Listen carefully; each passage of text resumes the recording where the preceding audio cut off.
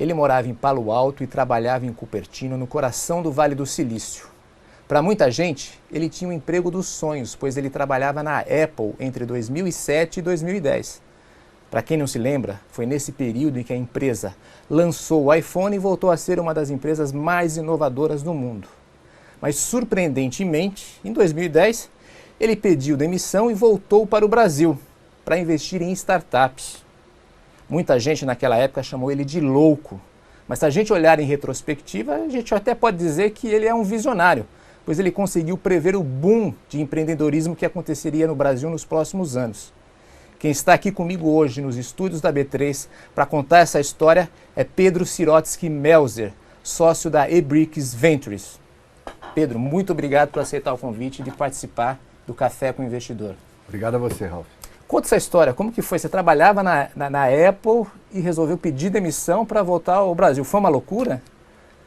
Não, acho que não foi uma loucura, acho que foi de fato uma crença de que o Brasil, apesar de todas as adversidades e complexidades, não poderia ficar de fora da cena de tecnologia, da cena de empreendedorismo, de trazer essa indústria do venture capital para se consolidar. Eu sempre soube que isso tomaria muito tempo, que isso seria um grande desafio, porque as condições naquele momento não eram óbvias, mas eu sempre tive crença no nosso país e sempre fui um apaixonado pelo empreendedorismo. Então isso me fez tomar esse risco e tomar essa decisão de sair de fato de uma vida muito bacana, morando em Palo Alto, com minha primeira filha tendo nascido lá. Eu e minha esposa muito adaptados àquela vida. Uma empresa espetacular de se trabalhar, onde eu tive muita felicidade, tive muita sorte também. Eu era um Worldwide Revenue Manager na Online Store e tinha uma perspectiva de crescimento na empresa, mas essa vontade de trazer essa classe de ativos para o Brasil era mais forte. O que você viu no Vale do Silício naquele período que você acreditou que ia acontecer no Brasil nos próximos anos? Perfeito. Eu entendo que, dado a dimensão do nosso país, um país com mais de 200 milhões de pessoas, e, infelizmente, extremamente ineficiente, por qualquer ângulo que se olhe, se vê muita ineficiência em diferentes indústrias, eu sempre acreditei que é a tecnologia que pode gerar ganhos de eficiência, que pode suprir muitas dessas ineficiências. Então, apesar de as condições do Brasil, no que diz respeito a investimento em capital de risco, naquele momento não eram favoráveis, porque as taxas de juros eram tão altas que deixavam os investidores confortáveis com o seu capital no banco e não sem a necessidade de apostar numa classe de ativos de tanto risco, e também de ter a maioria dos talentos do Brasil em carreiras tradicionais, em grandes bancos, em grandes corporações, ou seja, saber que poderia encontrar uma grande dificuldade de ter muitos talentos empreendendo, eu trouxe uma visão de longo prazo, imaginando que era inevitável que em algum momento estes talentos passariam a preferir empreender e apostar que modelos de negócios que tivessem a tecnologia como base pudessem suprir muitas das ineficiências do nosso país. Tá. Mas você não criou eBricks naquela época, você fez o Warehouse Investimentos, se eu não me engano. Perfeito. Deixa eu dar um passo para trás para ficar claro. Eu tinha várias dúvidas sobre a viabilidade da classe de ativos Venture Capital no Brasil. Quais eram essas dúvidas e o que eu testei com a Warehouse Investimentos? Em primeiro lugar, como eu falei, eu tinha dúvidas em relação à quantidade e qualidade de empreendedores para estarem à frente de projetos muito desafiadores. Segundo, eu tinha dúvidas se haveria capital para investir nesta classe de ativos. Terceiro, o ciclo completo de uma classe de ativos como o Venture Capital se dá em investir, crescer e em algum momento sair dessas empresas. Também o caminho de saída não era claro naquele momento. Tecnologia por si só nunca foi algo que foi considerado como um ponto forte do Brasil, um país produtor de tecnologias disruptivas. Quando você coloca todos esses elementos para fazer uma avaliação da viabilidade do Venture Capital no Brasil, assusta. Assusta. Mas como eu falei antes, eu sempre acreditei que não haveria outro jeito de trazer maior produtividade para o país sem que se investisse em empresas que usem a tecnologia para endereçar tais ineficiências. E eu sempre soube que isso demoraria bastante tempo.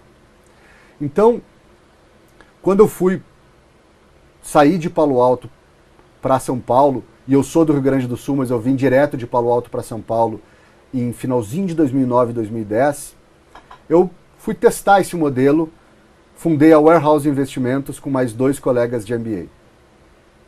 A Warehouse Investimentos era um fundo relativamente pequeno, com capital próprio e capital de alguns grupos que gostaram da ideia de apostar nessa classe de ativos, e nós tivemos um grande trabalho em encontrar a combinação de um bom modelo de negócio com um bom empreendedor.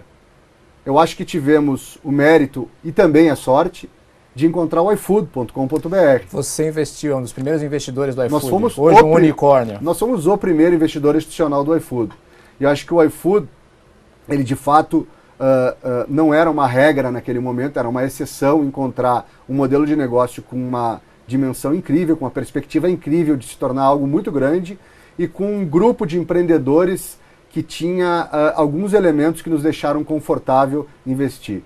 Então, de fato, nós somos o primeiro investidor institucional do iFood e ficamos muito felizes de ver a dimensão que o iFood hoje tem e o impacto que o iFood gerou na nossa economia. Então, o iFood foi a startup que fez você acabar com todas aquelas dúvidas, falar, pô, dá para investir em startup aqui no Brasil, dá para encontrar bons empreendedores e ter saída, que é sempre uma grande preocupação de quem investe em Venture Capital? Eu acho que o iFood foi um dos elementos que me deu muito ânimo, muita vontade e só reforçou a minha crença que isso de fato seria possível, nunca perdendo a perspectiva da serenidade, da visão de longo prazo, da paciência, da resiliência e da disciplina de investimentos, a disciplina de ter os critérios claros para escolher um bom empreendedor, ter os critérios claros para saber aonde que nós podemos contribuir para os empreendedores, ter os critérios claros para entender qual o papel daquela empresa no seu respectivo mercado. E como surgiu a iBricks depois da Warehouse? Perfeito. Em 2013 nós tínhamos alocado todo o capital da Warehouse. Entre os sócios, nós tínhamos algumas visões diferentes de como continuar investindo em Venture Capital.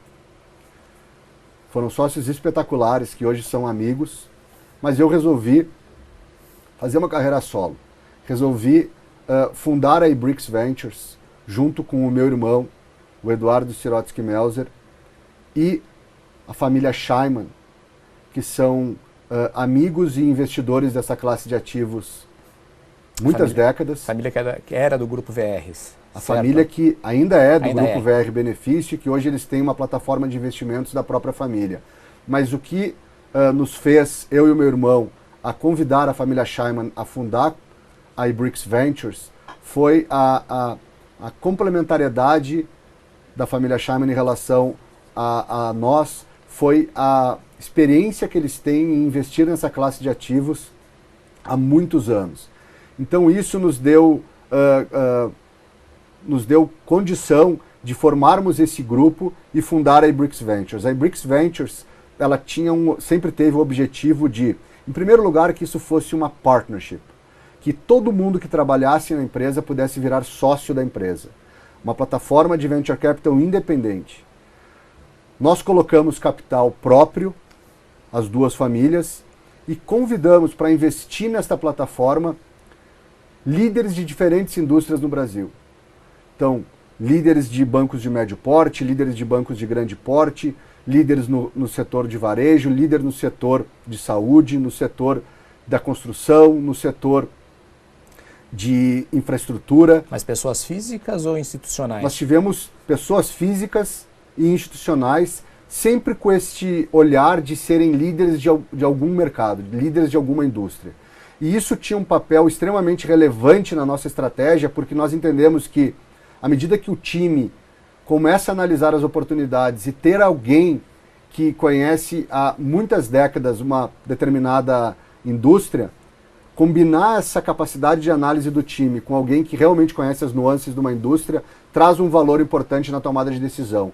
E também, isso, após o investimento feito, colocar esses empreendedores, inovadores, com toda uma perspectiva de inovar num determinado mercado, com incumbentes deste mercado, isso se torna uma combinação vencedora. E a gente é muito feliz porque isso nos permitiu fazer um primeiro fundo de 100 milhões de reais, onde nós fizemos 16 investimentos. Depois, em 2016 e 2017, nós partimos para o fundo 2. Que é 200 milhões de reais, certo? 200 milhões de reais. Nós já fizemos 14 investimentos. E hoje nós temos um total de 28 grupos que investem na iBricks Ventures, incluindo as nossas famílias. E isso nos dá uma condição muito especial de ter um olhar bastante profundo sobre tudo aquilo que a gente investe e uma contribuição para os nossos empreendedores também diferenciada à medida que a gente se apoia nesse conhecimento desse grupo que investe com a gente. E o fundo iBricks, tem muita confusão em relação a ele, muita gente considera que ele é um fundo da RBS, até por conta do seu sobrenome, Sirotsky, que é uma das famílias donas da RBS. Mas você estava comentando que não tem nada a ver, que são coisas completamente diferentes. A família Sirotsky, ela é investidora do fundo, ela é uma grande parceira do fundo, uma investidora do fundo, mas ela não está na sociedade do fundo. Sociedade do fundo está Pedro Sirotsky-Melzer, Eduardo Sirotsky-Melzer, família Scheiman e os outros partners que se juntaram a nós, que tocam o dia a dia do projeto. Tá. Pedro, no próximo bloco a gente vai falar do seu terceiro fundo, tá bom? Ok, ótimo. Não perca então, fica aí com a gente que no próximo bloco a gente vai explicar o terceiro fundo que a iBricks está captando e ele vai também falar um pouquinho mais sobre o seu portfólio. Até mais.